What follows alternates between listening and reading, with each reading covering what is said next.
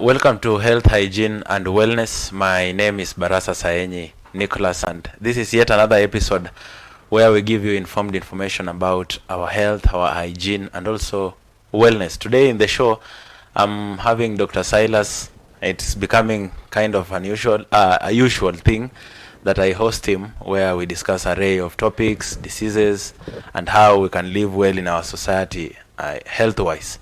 Today we are going to speak about immunization. We are going to find the types of immunization, the diseases that are immunized, and a lot of other things about immunization. So stay tuned to the program so that you can be well informed about the whole thing about immunization. Welcome, Daktari, to the program. Thank you so much. I hope you had a good time. Sure. Since we parted. Yeah, I did. We had a nice Easter. Yeah, back. Welcome once again. Thanks. And I really appreciate that you always offer time to be with us here to discuss these matters about health. Thank you so much. I hope that one, God will bless you abundantly. Amen. Now, today, what can we talk about immunity? Just you can brief us about immunity, beginning with the definition. And in the definition, I would like you to differentiate between immunity, immune and immunization now. Yeah, those are difficult scientific words, but I'll try my best. I remember even when we were in school, it wasn't easy to, you remember in high school, biology. Yes. You could be told to define. Yes, define. Someone will get 2 marks, another person will get 1 mark, but always, at least you always have an answer. My comment is immunity is what keeps us living. If you don't have an immune system, then you can't live. Because the way God created this world, He created so many things. It started at creation. And after creation, there were things that were harmful and helpful to us. So there are so many things that can cause diseases, and the only way to protect your body against disease is by having an immune system. So there is a system in our body which we call the immune system. Its function is to fight diseases, and not necessarily to fight disease, but just any harmful organism in your body. I will start with a very weird example, like blood. If you lose blood or you become anemic, a doctor will suggest that you get to be transfused. Now, when you get to be transfused, your body will react by refusing the blood because it believes that blood is not yours. So that is like an immune reaction. So that's why every time we want to give someone blood, we have to make sure at least they are the same type. The same type. Yes. If it's not the same type, there will be a very bad reaction. That's an immune reaction. You realize that blood is not a disease. The body is just reacting to it because it's a foreign thing in its well normal daily running. Then when it comes to diseases and vectors and organisms, the body also knows the organisms. There are 2 classes of organisms. There are those that are normal flora. They are there, they don't cause disease. They are part of us. The body will not fight them. But there are those organisms that are bad, and the body feels if they enter into the system and become so rampant, they'll cause a disease. And there are some very funny, especially viruses, organisms, that now come in our body, and they are very funny. They are cheeky. That's why we call them viruses, because they'll come and assume the normal function of the body. So for example, the HIV virus, it will come and assume the normal function of the body. So the body does not identify that this is a wrong organism in our body. So it does not fight it. So instead it goes to the DNA and RNA, and it starts now changing everything. Like what we had recently, COVID. It was moving to the body and changing taking over everything. So the body thinks this is just part of us, and yet is not part of us. So the whole system about immune system comes from mostly the proteins that we eat. That's where we can start. So that's why we always advise our parents, mothers, to enable the children to take proteins, because if children don't take proteins, they don't have an immune system. realize that a child who likes chips, ugali, this starch, the things that are not so, they are sweet to them. Yes. The body, their immune system will not be good. But the children who take beans, mostly they take milk, their immune system is a bit stronger because the immune system is built from the proteins. So if someone may want to find out, the immune system is in the blood or it's in a specific organ? It's actually the immune system can say it starts from the DNA, because if your DNA is good, it will tell the body what is good and what is wrong. So it's first of all the brain. No, it's the brain that tells your body there are some organisms there that needs to be removed. So there are those fighter cells, we call them the white blood cells. Yes. So these white blood cells, their main job is to make sure that they fight the diseases. So the white blood cells are part of the blood. So it is actually the blood that carries the white blood cells. It rotates them around. They are like soldiers. They move to a place where the disease is. So where the disease, like if you have a wound that is oozing pus, there are already bacterial infection there, the white blood cells will be moved there. So they fight this disease until the disease is over. That's when they go off. Yeah. Now, Doctor, you've defined immunity and immune. Yes. What about immunization now? Now, immunization is actually the process of making your body ready to fight diseases. You know, when your mother gives birth to you, you are in the womb. You have never been exposed to any diseases. You Yes. have never been exposed to the harsh environment. And this environment, even where we are now, they are just microorganisms. Assume I had TB today. As I'm talking, the particles of TB are just moving around. Everybody in this room, those ones who are working back office, and even us who are here, will get the TB infection. So it is up to the immune system to know that the guy who visited this studio had TB, and I already inhaled. Yes. So I have to fight this TB. So there is a way. Immunization means we are introducing your body to a certain microorganism that your body has never seen, and this body will be ready to fight this disease, or maybe this microorganism. Yes. And immunization, we always give the vaccines. So when we give you the vaccines, they are actually they are like the disease itself, but it's not the real disease. It's just I don't know how to differentiate it from a disease, but it's like part of that vaccine has the components of that the disease. So it introduces your body to a weaker element of that disease. So whenever your body notices that, it will fight it. That's why when people are getting the vaccines for COVID, they were getting sick.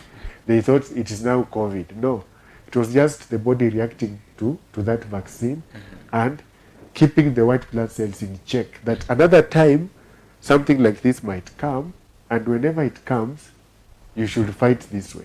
Yeah, it's like a drill, a drill. When these guys want to fight the Al-Shabaab, they can always do a drill.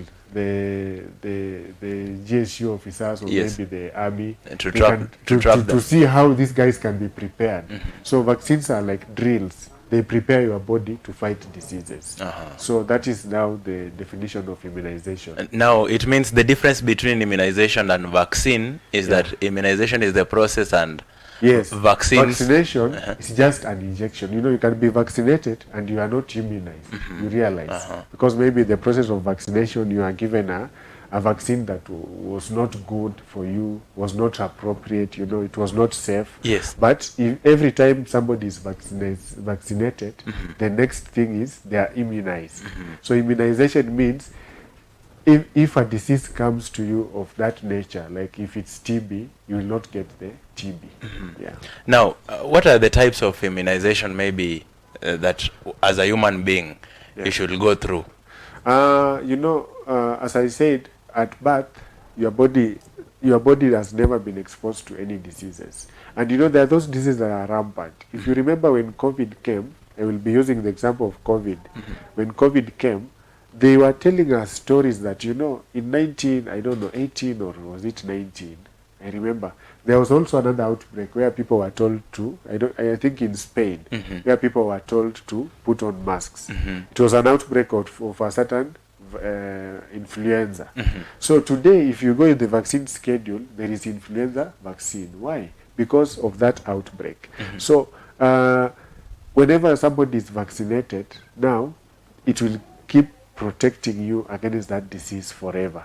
But it does not mean that you will never get the disease. You can get the disease, but the severity of the disease in somebody who has been immunized is lower than those people who have never been immunized. Yeah. Let's talk about the immunization that we normally get when we are kids or children. Yes. I think there are 3 of them.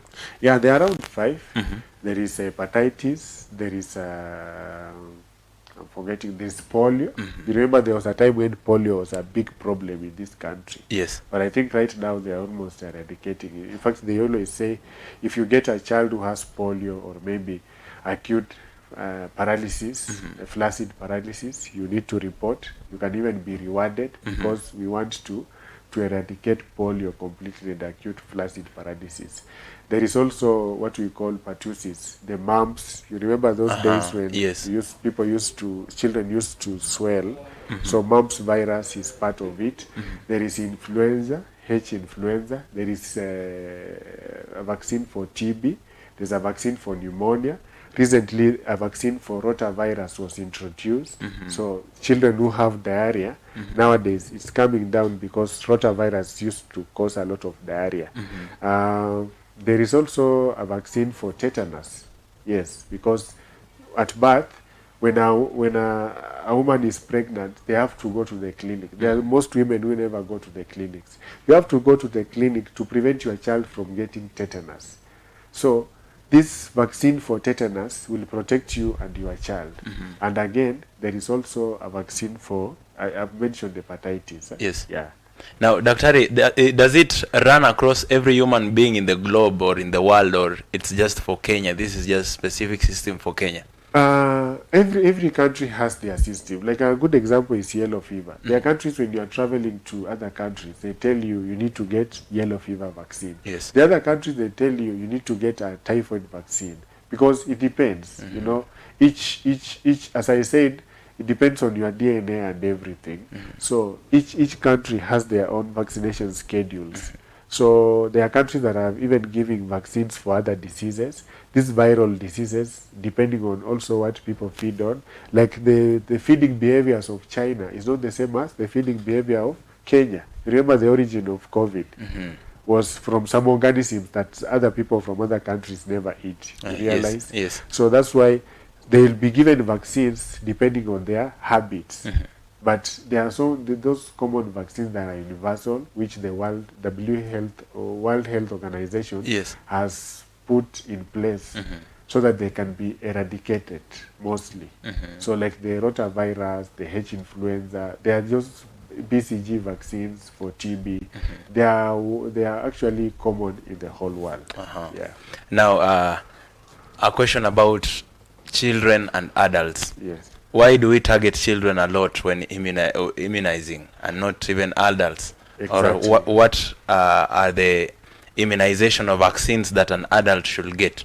Yeah, I like that question. And I want to use an example of children, girls. You know, we usually vaccinate girls from 10 to 14 years for human papilloma virus. And human papilloma virus is a virus that causes cancer of the cervix. So why 10 to 14? This child has never been exposed to sex, you realize? And the origin of the human papilloma virus, mostly 80 to 90% is sex. So we want to target a child who has never been exposed to sex, because the moment you are exposed to sex, that day, there is a 50+ chance you will get human papilloma virus, because most men usually carry the human papilloma virus. Maybe they have had sex with somebody else, or they just carry it, so they'll infect you.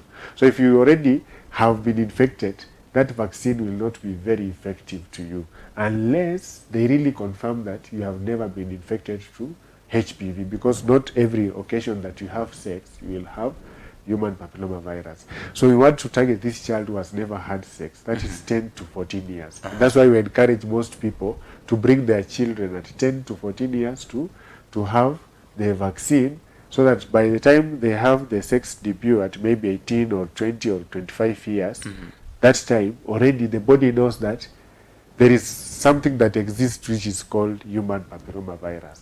And when it comes, I'll fight it. Yeah. You realize. So another reason why we target the children now, I was using 10 to 14 years, the under 5. You see, there is a schedule for under 5s. This child has not been exposed to these diseases. So if you give a vaccine, the body will form antibody, antigen reaction that will, whenever this child will be exposed to TB, that day, TB will not infect them.